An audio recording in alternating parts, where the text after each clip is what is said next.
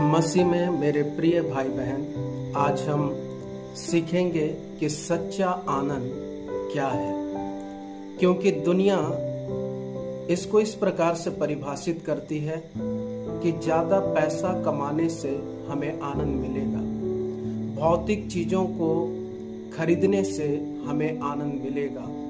लेकिन आपको कहना चाहता हूँ कि भौतिक चीज़ों से जो आनंद हमें मिलती है और पैसों से जो आनंद हमें मिलती है वो तब तक जब तक वो चीज़ें हमारे पास है। उसके बाद फिर से हमारे मन में चिंताएं, हमारे जीवन में परीक्षाएं आती है। लेकिन प्रेरित पौलुस ने इसे इस प्रकार से कहा, फिलिपियों 4 उसके 4 पद में प्रेरित पौलुस कहते हैं कि प्रभु में सदा आनंदित रहो।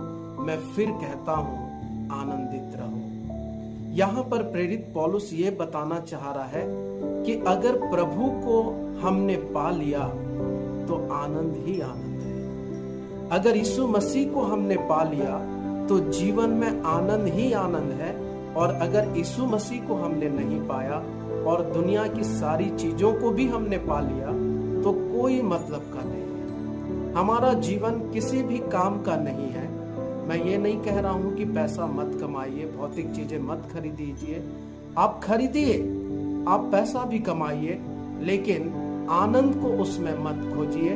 क्योंकि आनंद पैसों में नहीं, आनंद भौतिक चीजों में नहीं, परंतु आनंद यीशु मसीह को पाने में है। इसीलिए याकूब उसके 1 अध्याय उसके 2 पद में लिखा है, जब तुम नाना प्रकार की परीक्षाओं में पड़ो तो इसे आनंद की बात समझो।